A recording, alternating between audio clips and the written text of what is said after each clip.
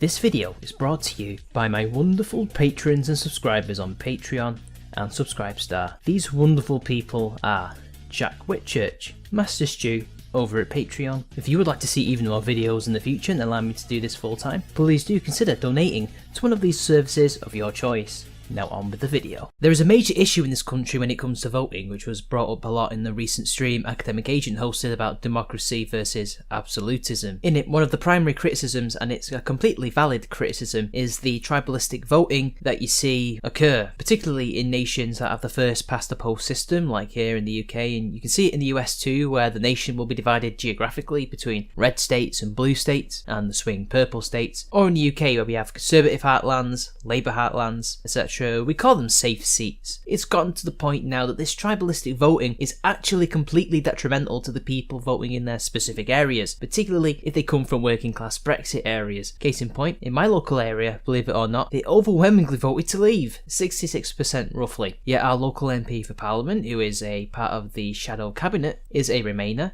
and her voting record flies against anything that her constituents would be for. All I'll say is, for now, apart from some areas like reducing unions' powers, she's a typical Labour MP. This tribalistic voting, in my opinion, is one of the reasons why we are in this mess currently in the UK. In working class areas, due to a combination of many factors, be it politically, economically, socially, they traditionally have always voted left-wing, particularly Labour since the 1920s. It used to be that the MPs would fairly represent the will of the people, at least on some issues. Immigration was always not one of them, but at the very least, the local people could count on their MPs to at least have their back on some issues. But now, it seems that we are getting a choice of candidates who have become so ideologically entrenched, so isolated from their communities, in lockstep with their party and the wider establishment, that they no longer represent the will of the people who have elected them. The fact we have MPs like Jess Phillips is partly because of how the Labour Party choose their candidates, but also because of the community in which she is MP. They will, unless something drastic happens, always vote Labour, ideologically, but also because human beings do have a herd or group mentality, because their family have always done it, because their friends have always done it. It's basic psychology, and it is something that once becomes habit, it's really hard to break. I know I'm using a lot of Labour examples, but it's the same with all the other parties. How many Liberal Democrats or Conservatives actually hold the values, beliefs, views of their constituents, if at all? And how many of them actually vote in a way that best represents their constituency? They don't. They vote for their own interests, because their interests do not align with pleasing the electorate, but the party. You could literally put a red, blue or yellow ribbon onto a cap and it would win the election. This is how tribal people are. Now, it's not just that basic tribalism, there is social pressure. People may feel pressured to vote a certain way because their community will ostracize them if they don't. It's why we have seen some surveys suggest that people do not always truthfully tell polls how they intend to vote, which is why a lot of the time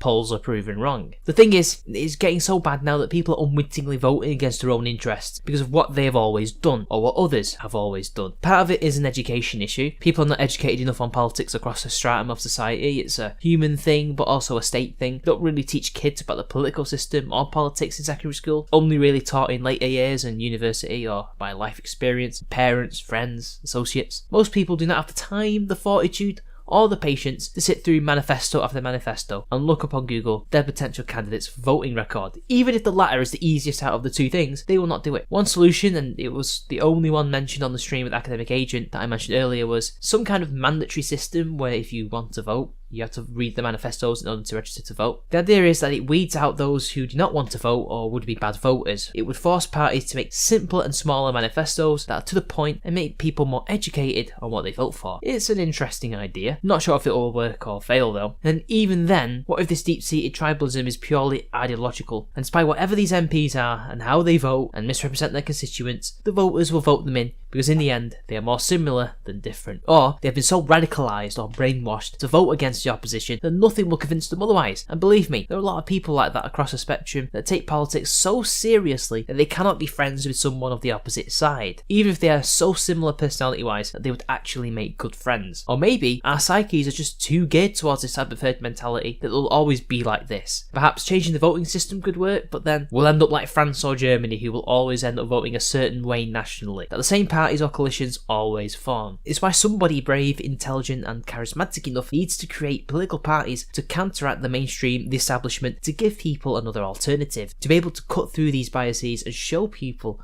just how bad this behaviour is, to tell them that they are not alone and should not be afraid to vote a different way. I'm not sure if this is even possible, but if you don't try, you'll never know if it'll succeed or fail. This voting habit is one of the many ways that the establishment is continuing their domination. It provides further incentives for them to continue what they are doing, especially as any scares of smaller parties gaining traction never become full-blown issues because people only protest vote. If people began to change their votes permanently until there is a change from the mainstream or even a complete overhaul, then protest votes will do nothing. It does not and has not convinced any mainstream party to actually change and do something different. It only makes you take votes away from one establishment party to another, because your vote is wasted on whoever you vote for, because you don't stick with them long term, you abandon them. And even if their policies are perfect for you and the country, the tribalism must stop. It's destroying democracy and creating new rotten boroughs, but it's such an ingrained human issue that I don't really know how to begin to challenge it. But anyway, what do you guys think? Like and share the video, comment, subscribe. Until next time, it's been your boy, and I'll see you later.